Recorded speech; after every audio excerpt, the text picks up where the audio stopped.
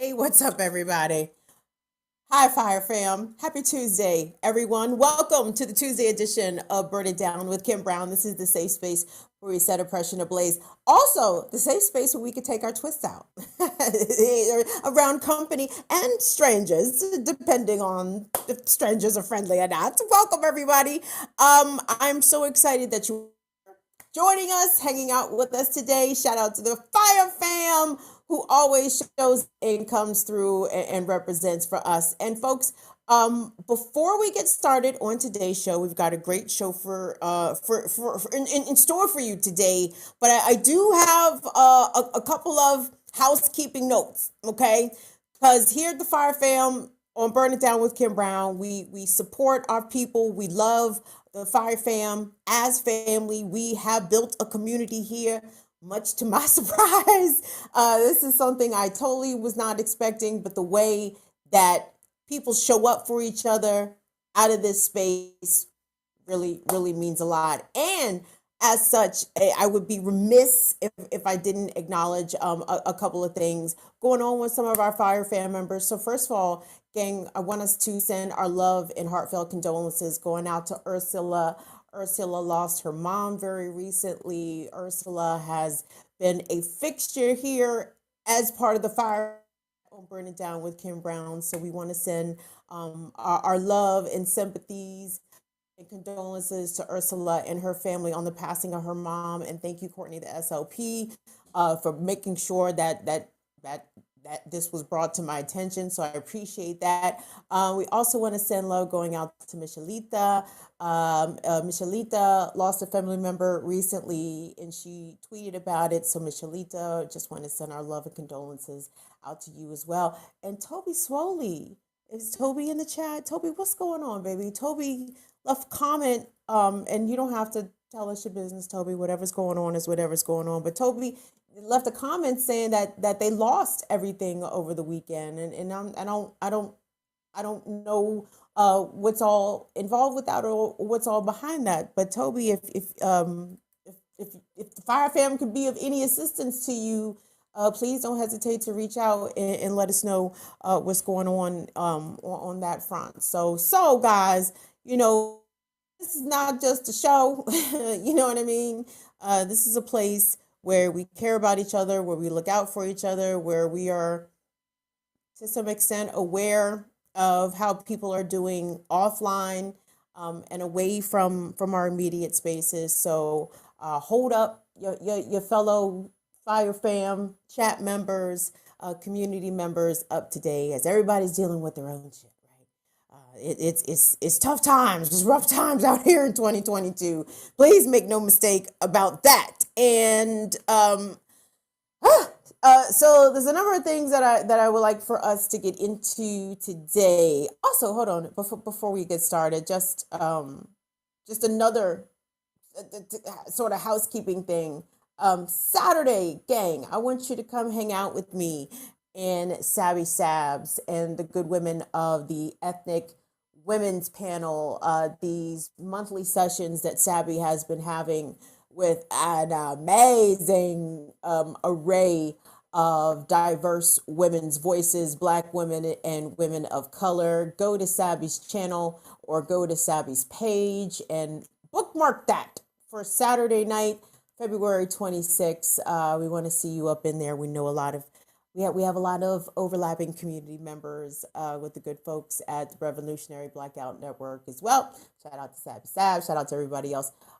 Wait, can y'all give me like 60 seconds? Should I take out the rest of my twist, or do y'all not care? Well, we kind of in this now, right? Maybe we just keep going. I'm sorry, y'all. I wish I was one of those ladies for y'all. I really do. I wish I was not just gifted at the feminine arts. I wish I was superior at the feminine arts, of which I am not. And you know what? I'm middle aged now. I don't think that shit's about to improve. I think we are at where we are at with that stage of the girly game. I just don't think the girly game is forthcoming. It is what it is. You hate to see it anyway, or you love to see it. I personally love to see it because for reasons. For reasons. Guys, so if you follow me on Twitter, you know I am not likely the best follow on Twitter, right? I pop up on Twitter, Heather and Feather. And normally the reasons why I'm not super active on social media is for obvious reasons. Years ago, I decided that I need to put my mental health first. It's cool to be popular on social media. I'm sure it is, but is it worth my depression? No, it truly is not. But unfortunately, you have to tune into social media because for many reasons, as we have outlined here, traditional media outlets, mainstream media outlets, are going to intentionally let you down. In the age of who sent money? Shirley, you're so sweet. And Shirley bought some merch. We love you, Shirley. Shirley says, "Oh, for the pledge drive. Oh, thank you, Shirley. Shirley, you support us so much here. I love you. Thank you, thank you, thank you. Shout out to Indianapolis. We appreciate you, Shirley. So I take lengthy breaks off social media. But anyway, sometimes I do lurk. I'm not going to even hold y'all. I will show up, scroll, bookmark, log off, dip, die. You never saw me. I was never here. Saturday night, unfortunately, there were some things going on that I simply I did not comment on it because even though as Americans, I suppose there to a certain extent there is this unspoken societal expectation that surely you must be numb to mass shootings by now, right? Like hey, what's happening here? There's things happening. Thank you guys so much. Who just ran us some bucks? People ran us some bucks. This thing is not giving me the alerts. I'll check this in a moment, but thank you to whoever did that. I appreciate that so much. Franny Francais. Thank you, Franny Francais. Franny Francais said, I too struggle to keep tabs on hair, nails, makeup, big girl pants. Yes, non-sweats. Girl, I don't see, listen, and that's why I respect the Sadiddy girls. Like the Sadiddy girls be putting mad time and effort into that shit. I'm like, where do y'all find the time? Jesus Christ, it's so exhausting. It's so exhausting. Speaking of exhausting, mass shootings in the United States. Here we go.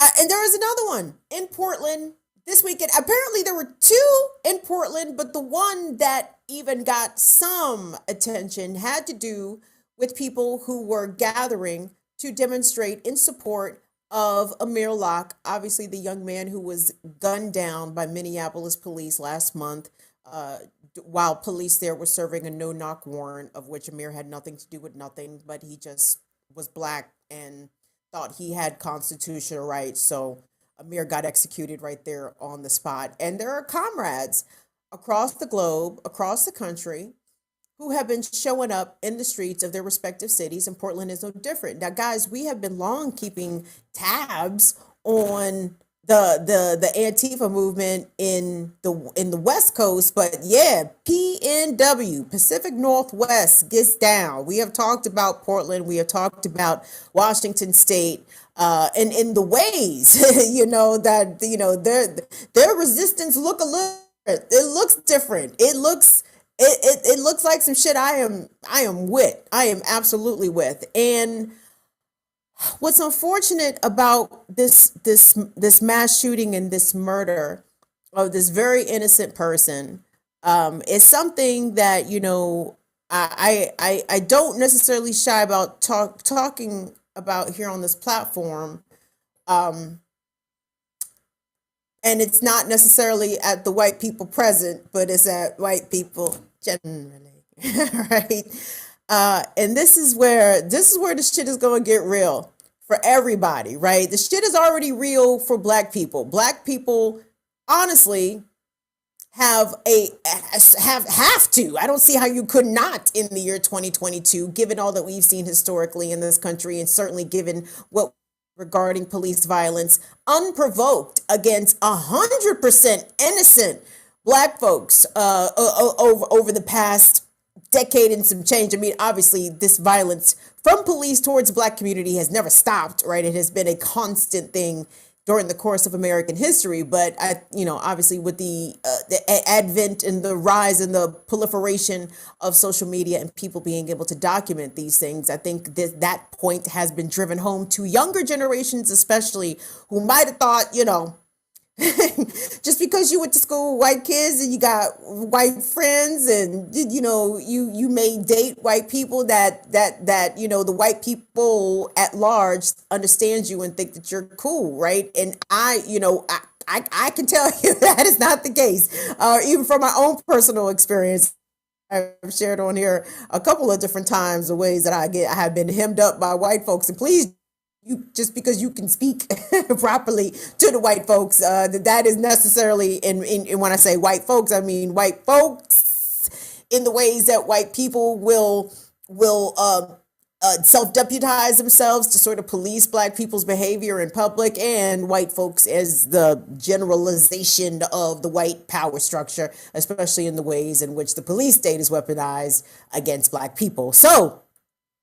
But anyway, I want us to take a look really quickly at some of the news coverage that we saw happening in Portland over the weekend. And let me shout out Northern Witch, because I saw Northern Witch tweeting a lot about this, and on Saturday night retweeting a lot of the people who were on the ground. Portland also, in addition to generally being with the shits and being against the very fascist ways that the Portland Police Department operate, and that the Oregon State Police operate out there. But the white supremacists and all them shits, them motherfuckers is about it out there also. And there's a strong Antifa movement, multicultural out there, that is willing to meet them motherfuckers in the streets. You know what I'm saying? But the problem is that these racist whites are, like, again, I feel like they have generational envy. You know what I mean? Like they miss the granddaddy stories, the granddaddy Jeffrey Beauregard sessions, just to tell them stories about how they could just very casually call Black people niggas in the street and abuse and harass Black people with no repercussion. And I feel as though a lot of these people, a lot of these so-called chuds, a lot of these emboldened white supremacists, and then those who are joining in parts of these groups, Proud Boys, Oath Keepers, Three Percenters, etc. Like they just won't be able to do that shit like the granddaddies used to. Granddaddy made that shit sound like a lot of fun. It made it sound like a lot. The racism's so much more fun in the 50s and 60s. Doing the racisms now sucks ass. Everybody's all sensitive and shit, and they got rights and shit. Well, there's some of them might, depending on the day and depending on who answers the call, correct? But I want us to take a look at the ways in which, even within Portland, and again, y'all, this is an opportunity for me to use this as a media critique. I am of the journalisms, believe it or not. and I have thoughts about the ways in which stories are framed. And again, this is a white on white situation, right? So I think, especially against the backdrop of Oregon, that does have some significance, because I want us to even talk about a little bit, just briefly, shortly, in the ways in which right-wing white supremacist violence was waged 100 years ago in Oregon, but mostly against white people, because Oregon was so fucking racist. They put it on the books that niggas couldn't come. like Black people was like, well, we can't even walk that far, man. we not allowed over on that side of the fence. No, sir. That's how racist Oregon was. So when the Klan presence took a hold in Oregon, according to some historians, most of the targets, I would imagine, outside of being indigenous, were white people, other white people that the Klan at the time disagreed heavily with. So anyway, I wanted to take a look firstly at A1 here today, because guys, and it's amazing to me again how sometimes very differently, two different news agencies within the same market can cover the same event. And I saw this clip. This is from the first one we're going to see is from KPTV Fox 12 News, Oregon. And this report was from early this morning, I'm pretty sure. And then, so I wanted to take a look at this, and I want you to listen to what the reporter knows and what they don't know, and what they're willing to report based off of whom has authorized said information. Now, mind you, this person's a reporter at a news agency. I don't know I don't know how much revenue the Fox Portland affiliate has going on in sales.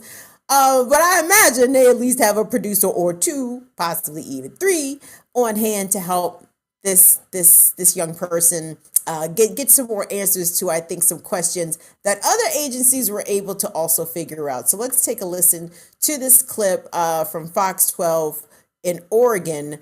This is from this morning, so let's take a look. And we are starting to learn a little bit more about that mass shooting that took place Saturday night in Northeast Normandale Park. A 60-year-old woman was shot and killed at the park, and her family did tell us tonight that they don't want to comment on the tragedy. That woman has not been identified by police yet. 5 other people were shot and hurt in the chaos that ensued. That's according to Portland police. Those people have not been identified at this time either. Investigators say this started Saturday night when there was a confrontation between a group of protesters and a person living nearby. The neighbor and at least one protester were both armed, according to officers.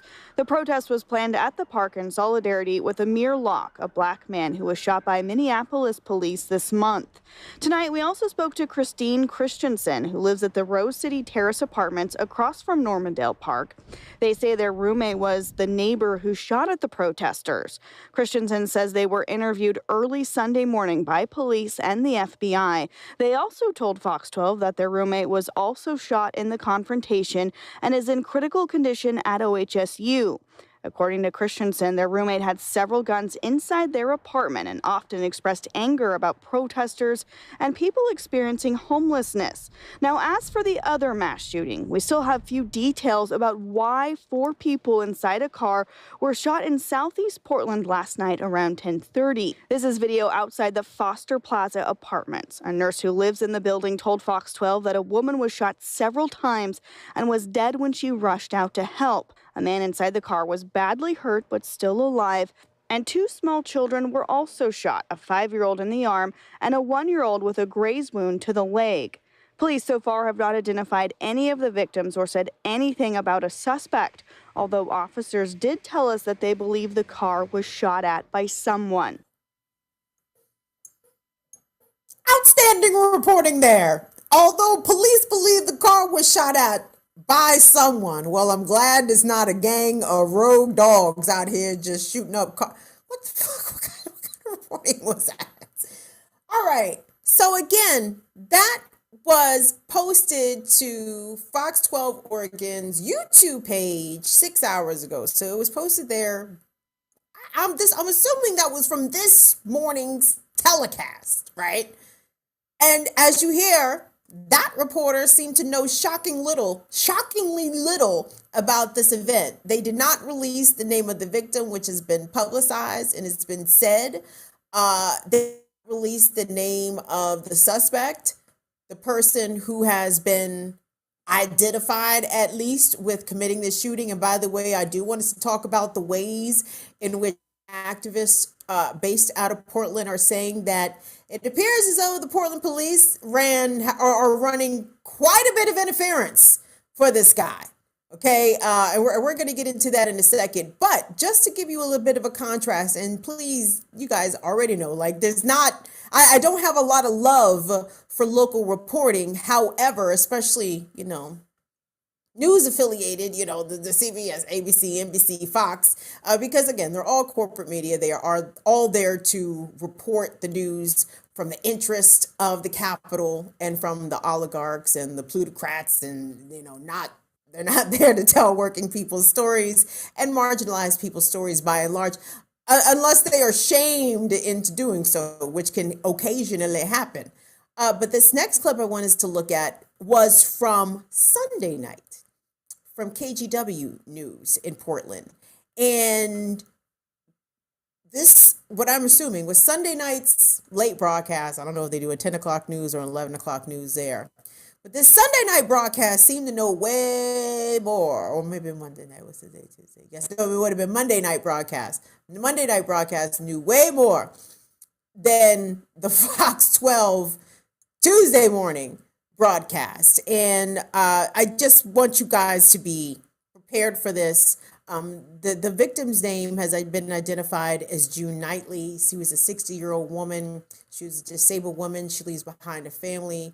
And after we hear from June's friends about who she was, why she was even showing up that night for the protest to support Amir Locke and his family as victims of police brutality, there's an important point I want us to make about the ways in which we need to be prepared to engage this increasing, dangerous, right-wing, fascist fucking front that I can't say is growing, because from my perspective as a Black person, please tell me when it ever went away. Like, it just has looked different. It has had different iterations over the generations and over the decades, but here we are with our version. We know what fresh hell is this.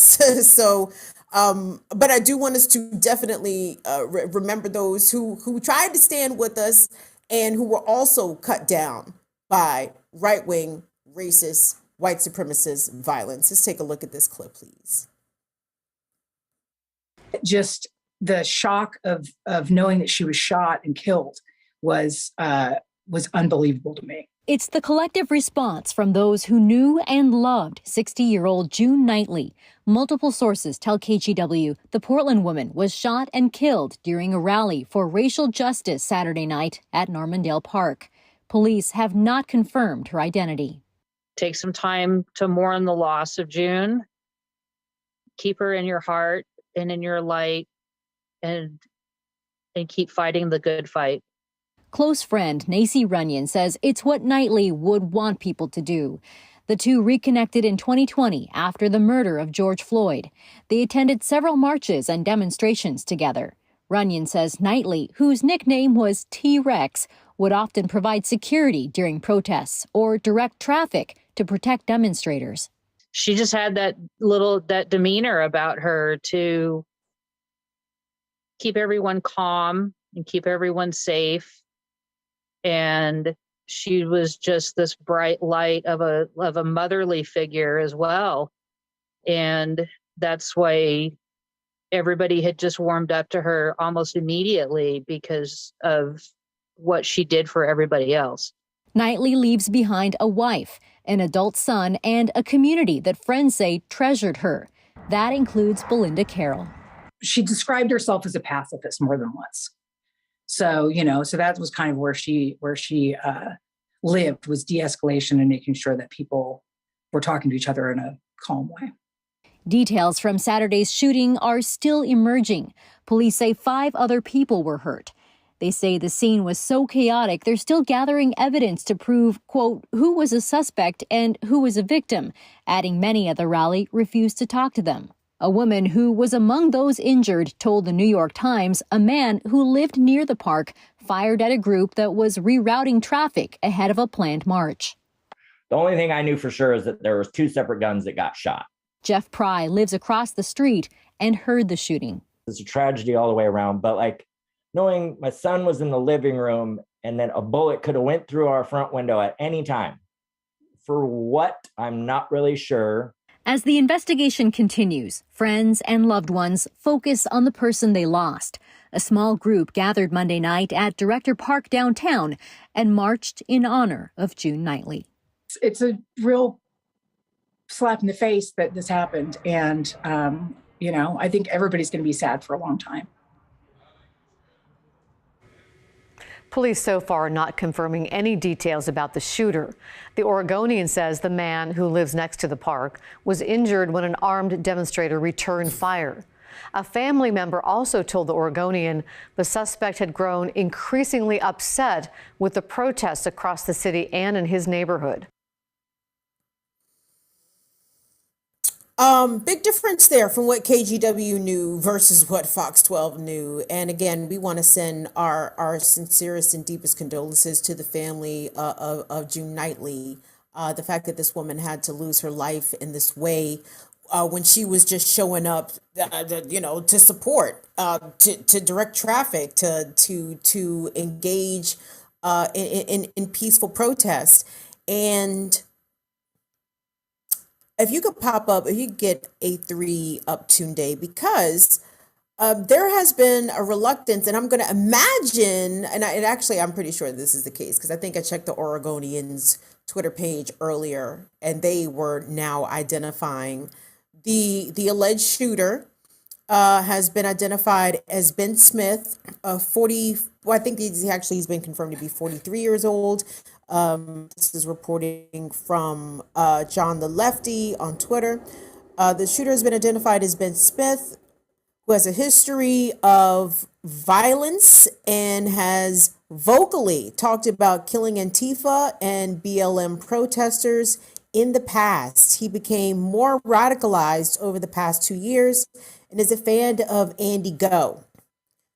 And folks like John the Lefty, folks like Chad Loader on Twitter have extensive threads. I think Vishal Singh, we can include Vishal in that, because these folks have been tracking these right-wing groups that have been egged on by people like Andy Ngo. And I hope I'm pronouncing, actually, I really don't give a fuck if I'm pronouncing the Bam's name right, because he really seemed like a bitch ass nigga on the real. But Andy Ngo, you know who I'm talking about on Twitter. And to my surprise, Tunde said he'd never heard of this guy. And I'm imagining there's a lot of people who may or may not be familiar with him. I think you have to even specifically engage on Twitter, I guess. I'm not sure how prevalent his message is on other platforms like Facebook. I know he was really big on YouTube. See, again, this is why I appreciate the reporting specifically of white reporters. Shout out to Shauna Salisbury as well. Shauna be showing up in the PNW to these right-wing extremist gatherings as well. That's what we need. We need white folks to please keep tabs on these people, because, black folks have enough going on. It's pronounced no. Okay, Andy, no. Thank you, Molly. See, Molly doing Molly and Jean-Pierre, which is impressive. But so we need white journalists and white researchers and white folks who are keeping track of this Nazi shit. All of this has the foundation of Nazism and white supremacy, and then there's different ideologies and offshoots of that springing forth out of this. But this is white people shit, and there's some tokens sprinkled in there in different places. Andy Ngo is one. Enrique Tarrio of the Proud Boys, that's another. They got some. They're meeting their very minimal colored quota, so they can claim not to be outright Klansmen. No, we got an Hispanic, we got an Asian. Andy, what are you? I don't even know what Andy's heritage is, so let me not even speculate about that, because we don't do that anti-Asian shit over here, because that shit is goofy. But anyway, they make sure that they have tokens representing them, and especially being the faces of some of their movements. Again, so they can claim plausible deniability. What do you mean racism? We can't be racist. Look, Andy's right out there, our number one cheerleader. There's no way we racist. But anyway, so but this dynamic of white terrorists, non-police, right? Even though the police do terrorize Black people and people of color naturally, indigenous folks, Latino folks, Asian folks absolutely get terrorized by the police. The dynamic of the white on white here is very important, and it just really amplifies, unfortunately, for our white comrades, how much work there is for y'all to do.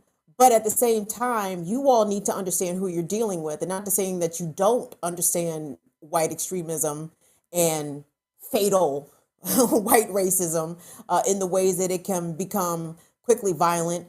But have to move accordingly. And I feel so bad for June and her friend when she said that, June viewed herself as a pacifist. Listen, if you're going out there, you cannot be peaceful versus violent people, okay? Because even if you're going out there with your flower is not bulletproof, and your flower does not deflect bullets. And I'm not even interpret what I'm saying as trying to cast blame at the victim at all. But I think that what we can take away from her passing, especially non-Black people, you need to understand this. Like, if you stand with Black folks and you stand particularly as an anti-racist and an anti-capitalist, they are coming for you too.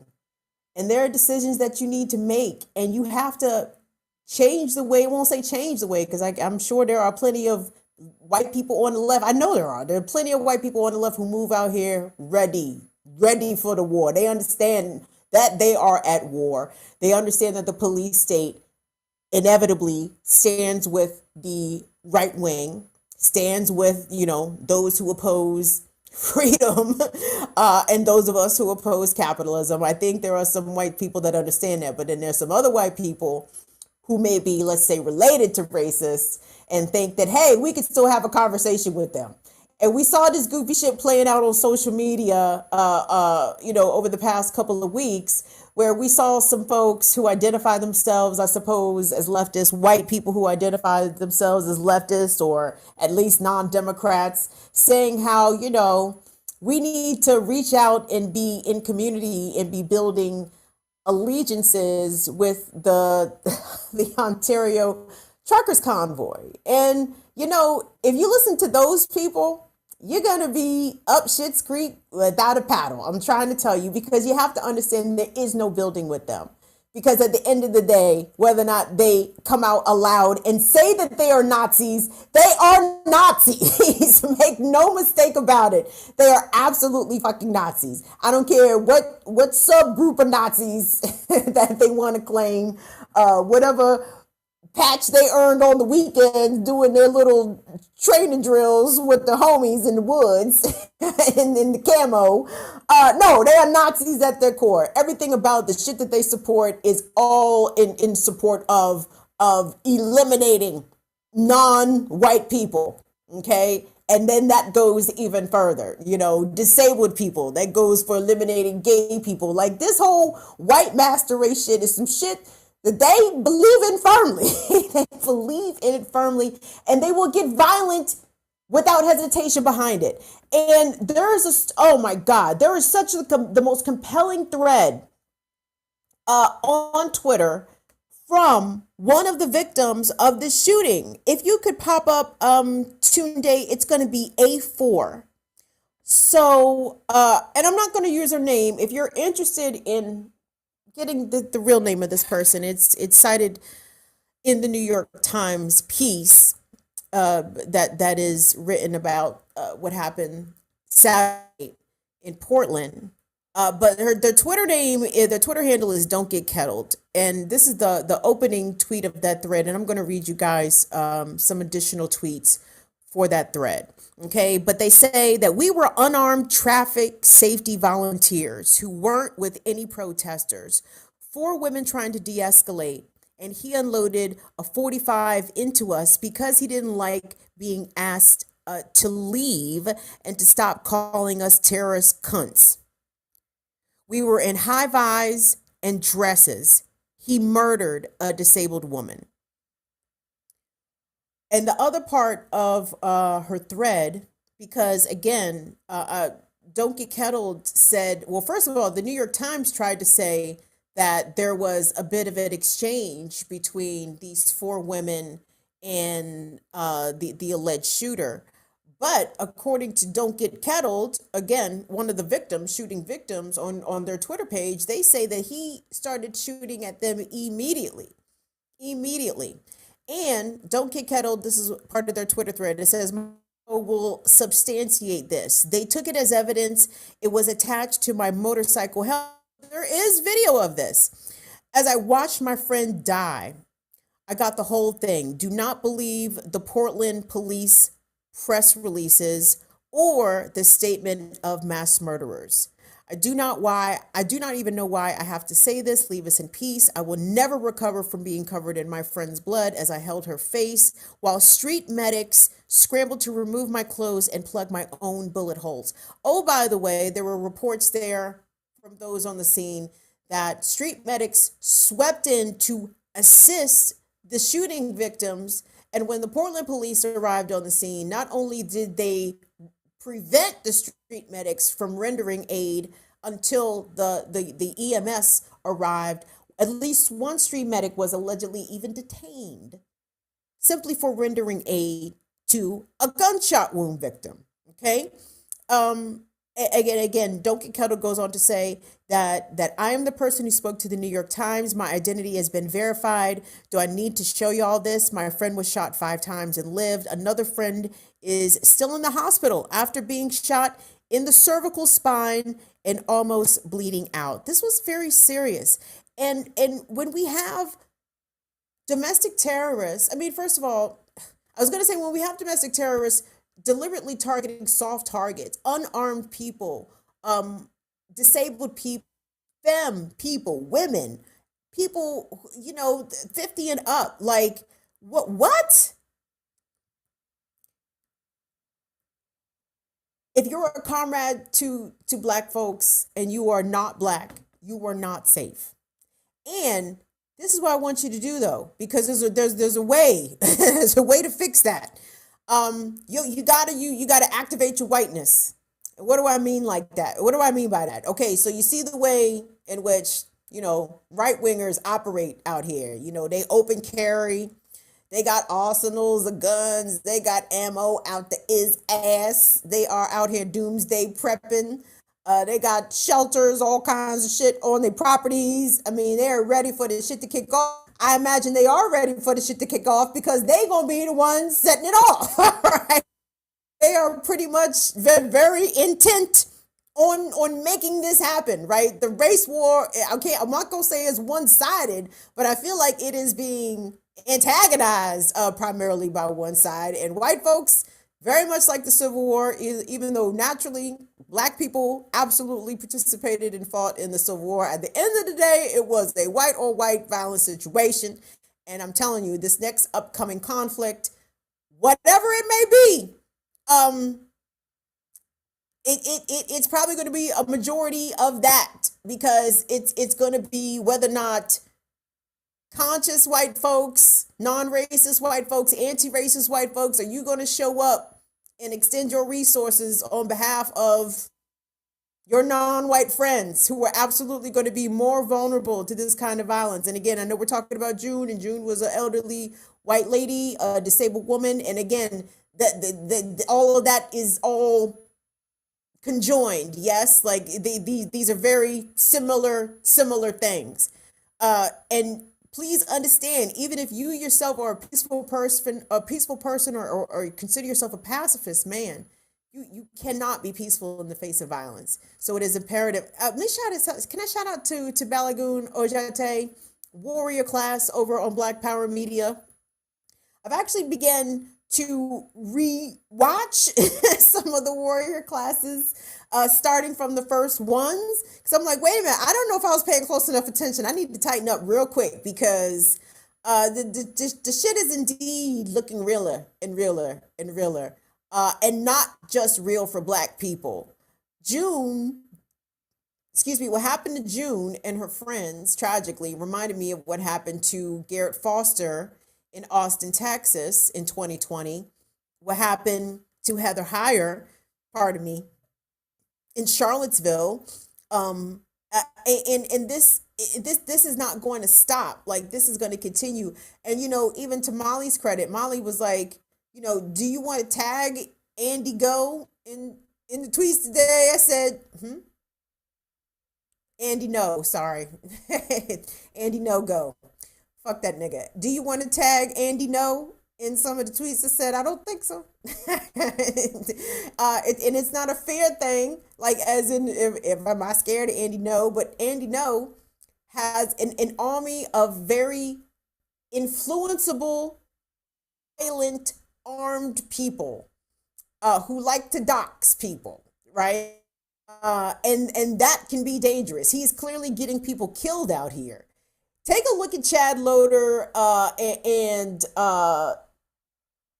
Dan on the left and some other folks on Twitter, because again, they have been following this extensively. Vishal too, because it's something that has been weirdly been able to be tracked, right? We have seen this sort of evolution out of these Reddit spaces, and then the Twitter and Facebook, and then when Twitter did the purge, they went over the Parler, and and then now Trump has a new, like, all of this shit is not unrelated, but it is extremely related to the ways in which people who show up for victims of police violence. I mean, this was a politically motivated murder. This guy had been ranting and had been going and expressing more extremist views, but anti-left views, right? Antifa views.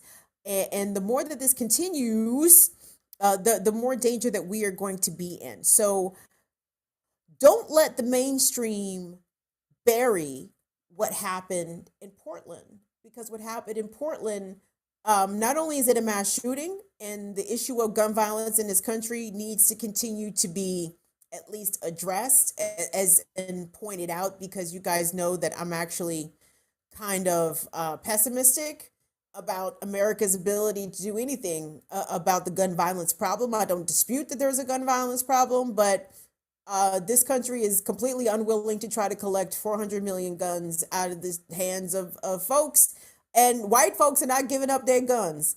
And I guess when I say white folks, I mean me. I am white folks, because I ain't giving up shit. I'm not giving up Nathan. All my enemies have guns. Why in the fuck would I give up my guns? Let's be ridiculous. Let's not be ridiculous here. But specifically, how this kind of white on white violence, this right wing extremist violence against other white people played out. I found this piece on Oregon Public Media, and in Black Magic, I know y'all in PDX. I don't know what y'all think of Oregon Public Media, but I found this article. I thought it was interesting. It's going to be a 5 there today. So the headline reads, "A century ago, the Ku Klux Klan terrorized Southern Oregon."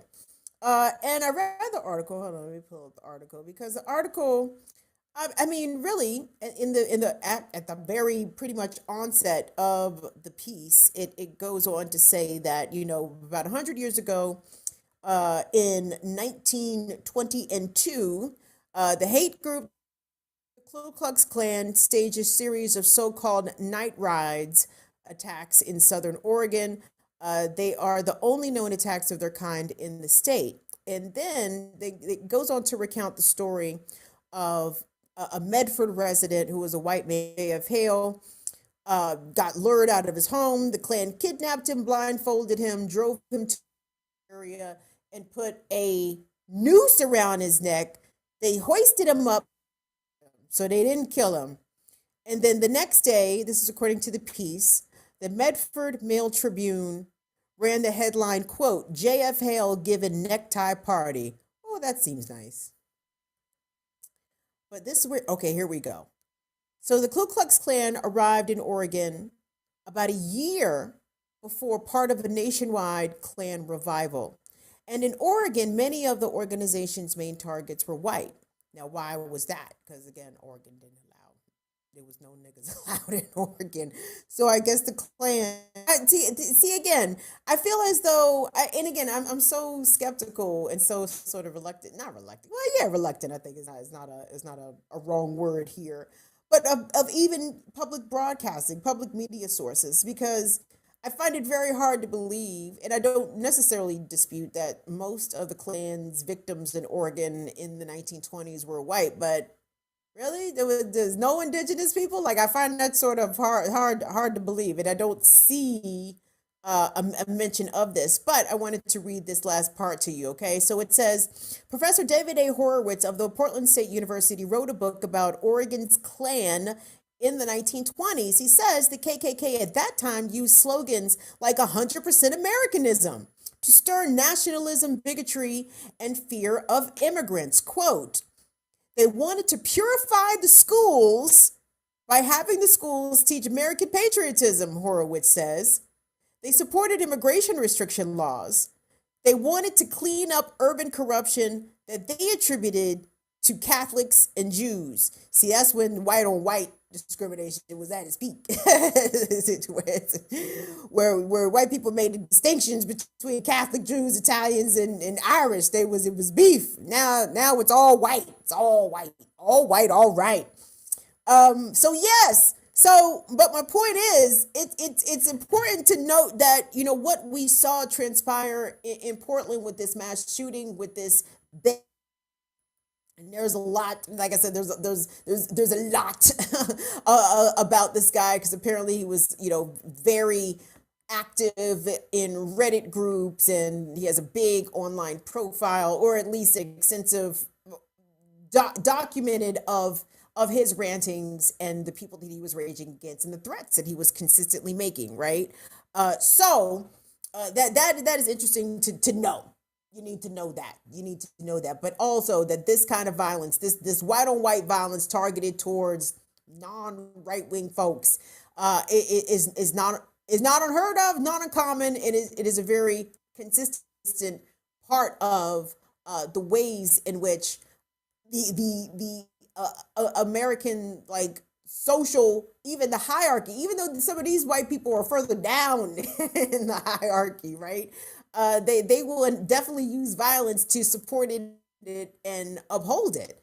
And that has never gone away. And that is pretty scary. And the way that we're seeing that these rise of overt acts of violence, targeted violence towards protesters, even specific violence here in the DC area, there have been drops of anti-Semitic literature and brochures throughout Northern Virginia, and even in Prince George's County. They said anti-Semitic leaflets and Klan propaganda pamphlets and buoy.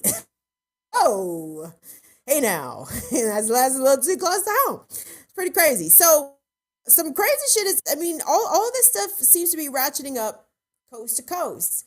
And when I say all this stuff, I mean so-called regular white folks who are versus the rest of us. I'm not even talking about police violence. Like, the police violence is a given. It is constant. It is persistent. It never stops. And even this kind of violence doesn't stop.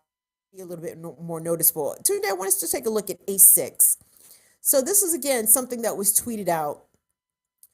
I want to say this morning, or I think it was actually yesterday. So there was an incident that happened in Providence, Rhode Island.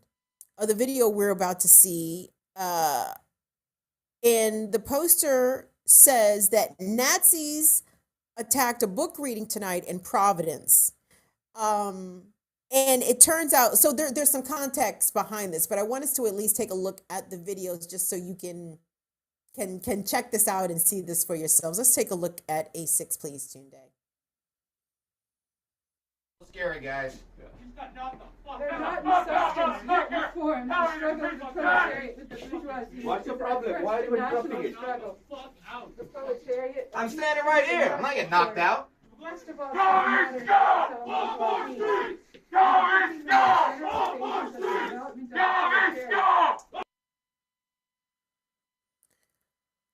Yeah, so that was posted by Twitter user Guate Guanaco.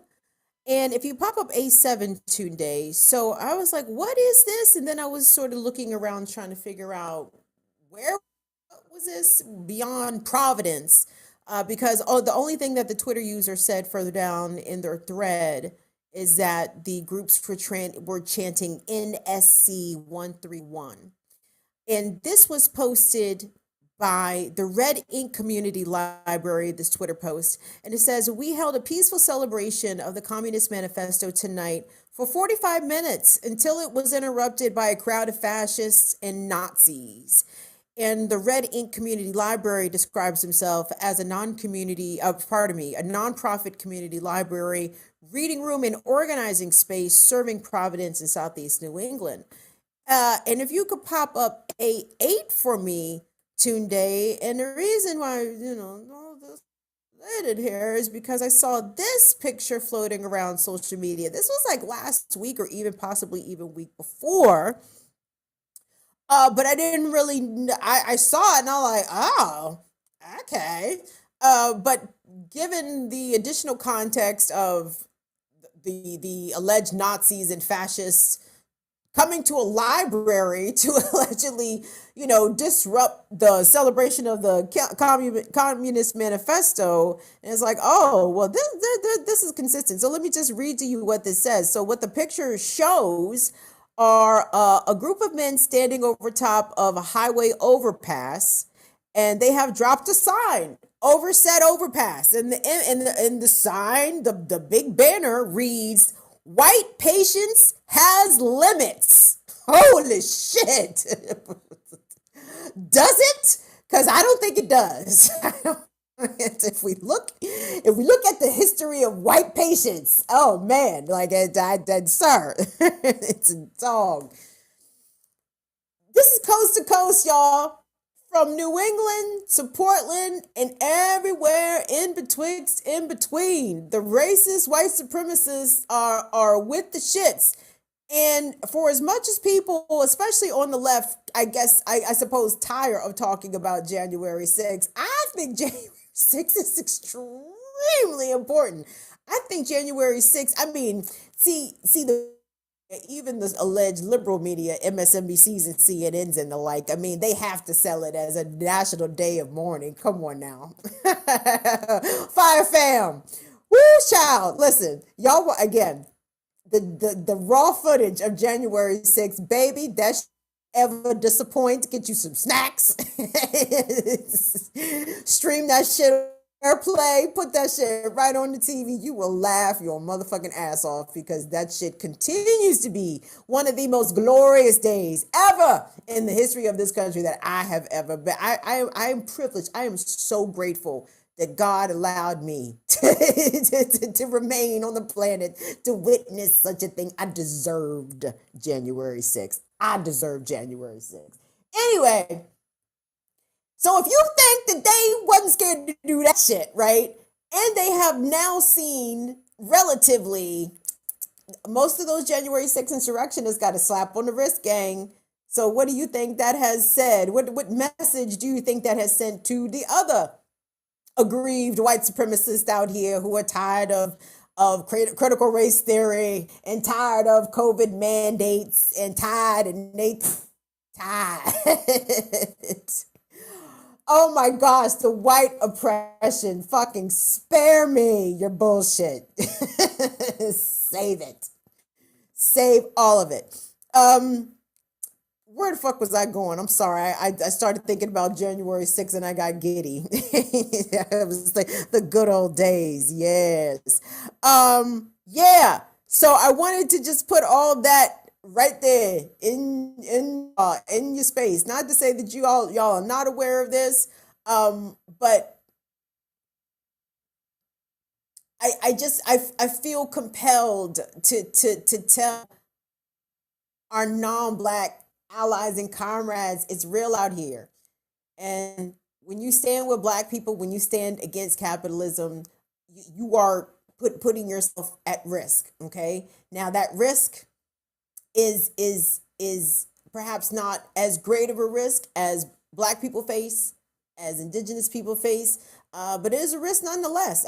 Shit, they did hang John Brown out here. Let's not be confused. I do call our radical whites the John Brown Brigade, but lest we not forget what happened to John Brown at the end, right?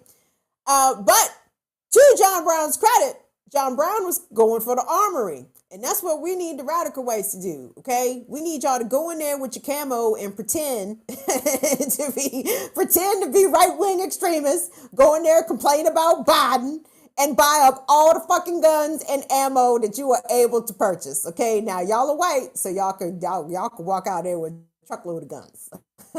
Especially in the states where the gun laws is extra lax, especially for white folks. So we need y'all to go in there and pretend, you know, go in there and well, see, the problem is if y'all go in with masks, they're going to know that the jig is up. They're going to know that there's something ain't right about them fellers over there. They got on masks. They must be Antifa. Yeah, y'all gonna have to play that cool. Maybe when they start having the gun expos outside when the weather warms up, then y'all can go to the gun expos and go to anyway. Buy a lot of goddamn guns and help out black people, black and indigenous people, because it's gonna be real for us, extremely real for us before it is real for everybody else. I'm sorry, guys. We cannot be out here gunless while the rest of them got all the guns. I'm sorry, that doesn't make any sense to me. Not in this country, baby. Not in this country. Really quick, before we move along, I apologize that I rambled quite a bit about all of that. But to me, it was important because at the end of the day, I saw someone make this very astute observation on Twitter, and they said, if it was not for left Twitter, and if they had relied solely on watching cable news or even local news, they would not even known that this mass shooting had gone down, which is indicative of, again, whom was shot. People who support black people, white people who support black people, a disabled gay white woman, right? I'm sure mainstream white media does not prioritize her life very much, but more than black people, but still not doesn't raise to the level of breaking news. There was a mass shooting and everybody knows Drew Knightley's name. No, that is not what's happening here at all. But yeah, so I wanted to say that. But I wanted to very briefly, I had to tell you guys this. So from time to time, you know, we do like to update you on stories. And this is going to be quick today, I promise, because there's really not much there. But but it's interesting enough. It's interesting enough. So Marilyn Mosby, you all know, the Baltimore State's attorney, whom herself was indicted on federal charges, including, you know, perjury, and she's accused of forging some shit application. Basically, she claimed to use the CARES Act, under the hardship provision of the CARES Act, to withdraw retirement funds from her own account, her own money, but to withdraw without penalty, right? It's a ticky-tack little charge, no question about it. Is Marilyn Mosby being targeted with this ticky-tack little charge because she's a black woman? Without question. But as we have pointed out on this program, the fact that she is a black woman, and despite the fact that she is clearly facing misogynoir from the white power structure, she, as state's attorney of Baltimore City, is an agent of that white power structure. Even worse, she is an agent of the police state. Even worse, her office, in her mere title and duty, is to feed mostly black people into that same prison carceral state. So Marilyn Mosby is not a friend of mine. She's not a friend of ours. Not a friend of ours. So even while, you know, I can identify with the racism and the misogyny that she's facing as a black woman, when you do clownery, when you do clownery, clown shit happens. So B1, actually, fuck that. Let's go to B2 real quick. B1 is the update. Let's take a look. B2, guys. This is from around Valentine's Day. So this is what, a week before last. And Baltimore Twitter took notice of this when it happened. And by the way, just a heads up that Marilyn Mosby has pled not guilty to all of these charges. She's pled not guilty to all of these charges, and then this happened. Let's take a look. New tonight at 5 o'clock, it appears Baltimore City State's Attorney Marilyn Mosby has deactivated or deleted all of her social media accounts, and that includes her Twitter, Facebook, and Instagram pages. And her campaign website is also offline. Right now, it's not clear why she deactivated or deleted the accounts. We have reached out to her office for a statement. We haven't heard back yet. Mosby is facing federal perjury charges related to a COVID-19 financial hardship withdrawal and a false statement on a loan application.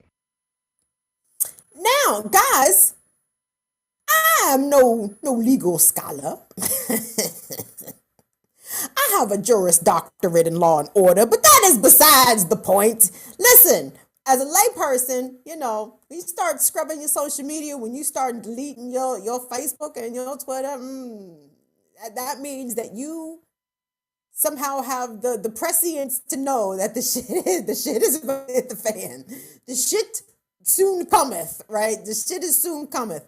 And many are interpreting this as Marilyn Mosby is likely to take a plea deal, right? Now, what that means for her reelection, it is really unclear because the state, or rather the city, has extended the filing deadline for the state's attorney election upcoming. At least I think the Democratic primary is in June. That sounds about right. But I think the filing deadline has been extended to some point in March. But the fact that she took all her shit down except for her campaign legal defense fund,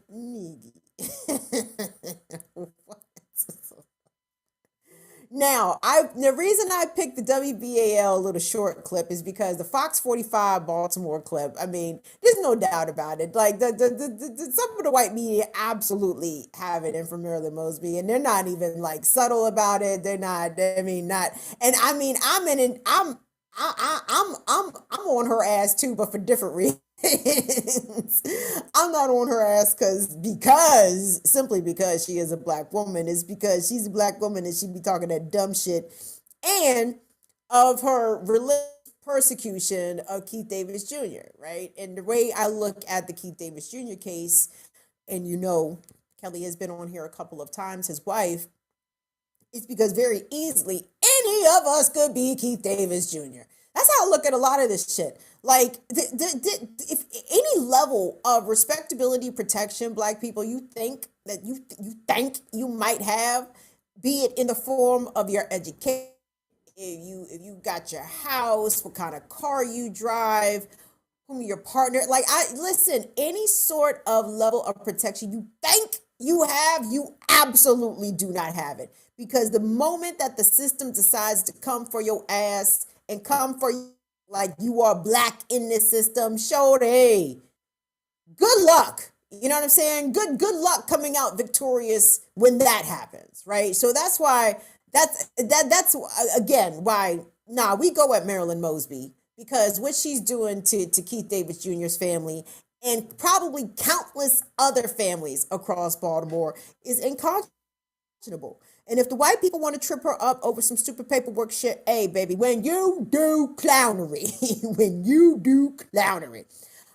could pop up B1, y'all. So shout out to the Baltimore Brew.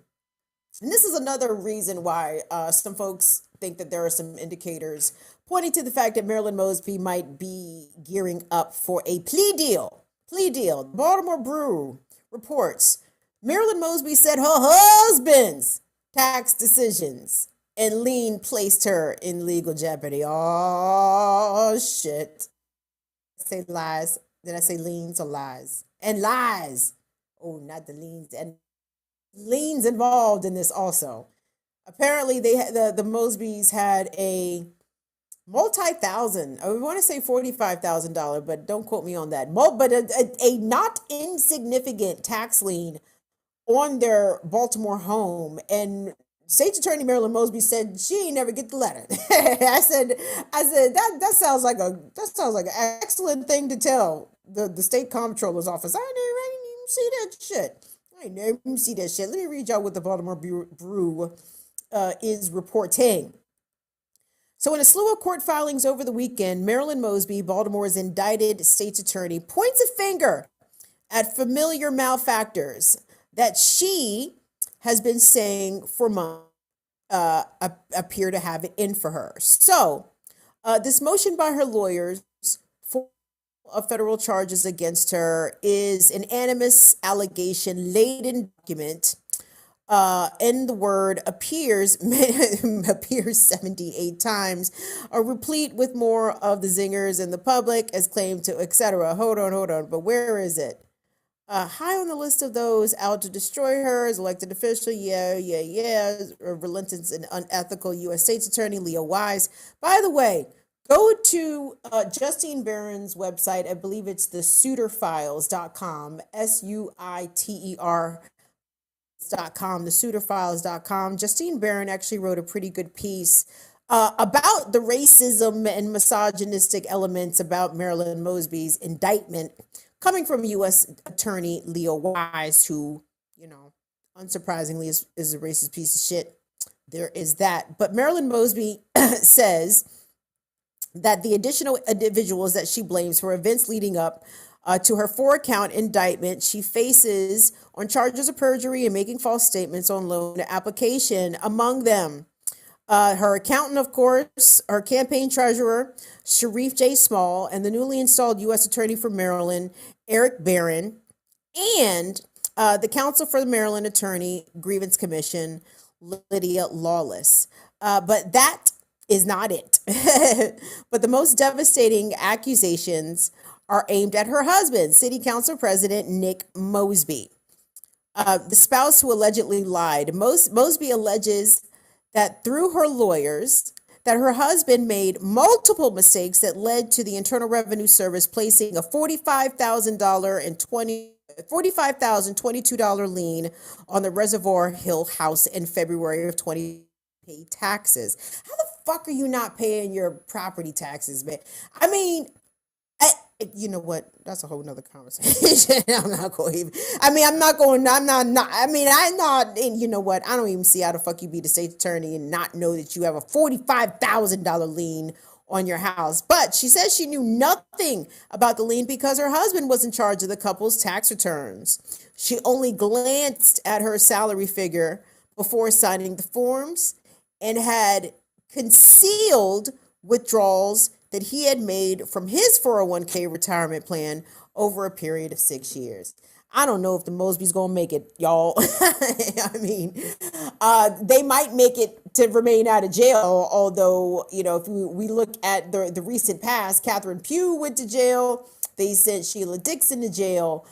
So I have no indications to think that if Marilyn Mosby pleads guilty, that, the U.S. attorney will be extremely petty and seek jail for that. So I just wanted to keep you guys updated on this because I think when the whole situation finally comes to a resolution, we're going to bring the Baltimore crew back on here to kind of put things into perspective for you. But when you start deleting the social media and when you start pointing fingers at your spouse, talking about, I don't even know what they was doing, the shit likely is not looking good for you. And gang, last but not least, before we say goodnight, I want to acknowledge the fact that yes, we are in our fundraising period right now. Of course, you guys already know that this is INDEPENDENT. Y'all know what that means. That this is independent Black women-led media, and we are here by the grace of y'all's support. So if you're able, well, first of all, if you've already supported the channel, let me thank you. Thank you so much for your patronage. Thank you so much for your super chats.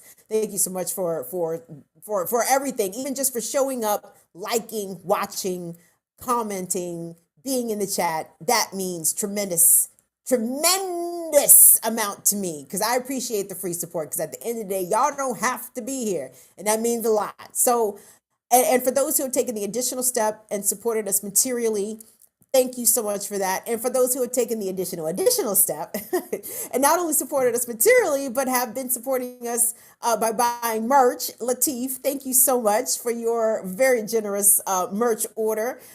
Rose, you as well. Black Magic, you as well. Thank you guys so much for that. And we just want to continue to grow. So if you've never supported us before, this is a perfect opportunity for you to do so. So if you want to run us a super chat, we appreciate that. If you want to hop on our Patreon and support us on an ongoing basis, you can support us for $2 a month up to, are we up to $20 a month tier? Is that, I think that's one of our higher tiers. You can do that as well at patreon.com/BIDWKB. And if you want to do a material support offering, as some of our folks, Courtney and Rain DeSud and other folks, they call it tithes. It's so sweet. If you want to tithe us something via Cash App, you can do so. $ BIDWKB, Venmo at BIDWKB, and PayPal.me/BIDWKB. And really quick, we have seen some sightings of the Burn It Down with Kim Brown merch out in the wild, y'all. This is so fun. Like when people are tagging us and stuff with the stuff, it's so exciting. Today, can we pop up? It's going to be C1. This is from Black Magic, because Black Magic is the shit. And Black Magic's been rolling with us from day one. Black Magic tweeted us and tagged us and said, "Burn it down with Kim Brown and Tunde and Molly. Thank you for my merch." As you see, Black Magic has her Burn It Down with Kim Brown mug sitting on the table while watching Burn It Down with Kim Brown. Because yes, that's some sort of inception, something happening there. Thank you so much for that, Black Magic. And Tunde, let's pop up C2, please. Coming via Instagram, World of Kane. Thank you so much, World of Kane. Now, World of Kane, I respect this World of Kane, because World of Kane made the purchase of the most expensive thing that we have and put it on the dog. and that is my kind of people. Thank you so much, World of Kane. The dog says, "Mama got her merch and has made me model it." Yes. And Kane is rocking the shit out of that hoodie. Tell Kane to rock out all the way. So thank you all so much. Thank you, Vesper X. I gotta check it. I gotta check what you just sent me, baby, because I can't look at it right now. But guys, so if you can help us out for our spring fundraiser in any of the ways that I just mentioned, be a patron, support materially. What'd I say? I know, but I said spring. Sorry, it's our winter fundraiser. Sorry, guys. It is winter after all. It is Tuesday, February 22nd, 2022. Tuesday, 22. Fucking weird. Anyway, so yeah, it is our winter fundraiser because it's definitely still winter. So support us if you are able to, in the free ways and in the material ways as you are able and as you see fit. So anyway, guys, I'm going to see y'all back here. No, not back here. I will see y'all back here Friday for Burn It Down with Kim Brown. I will see you tomorrow morning on Black Power Media for the Remix Morning Show, as we do 8 a.m. Eastern, 7 p.m. Central. What's that? Pacific? 5 p.m. Pacific. 5 a.m. Pacific. I mean, people say that we only shut out the East Coast time zones, which I noticed. I'm like, yeah, I guess we do only do that. So let's not do that. So 8 a.m. tomorrow, 7 a.m. Central, 5 a.m. Pacific time. Tune in to Black Power Media for the Remix Morning Show. A good time always had by all. Join myself, the Ear Doctor, Dr. Jared Ball, Kalanji Changa, Kamal Franklin, Jacqueline Lukman. It is fun. Shirley and Esther and Courtney and Black Magic and David Silberg and Chuck Diesel. I love you guys so much. Afraid Not, love you, baby. Schultzy 100. We'll see you all back here Friday. On behalf of Tunde and Molly, thank you guys for tuning in. See y'all later. Bye-bye. Peace, y'all.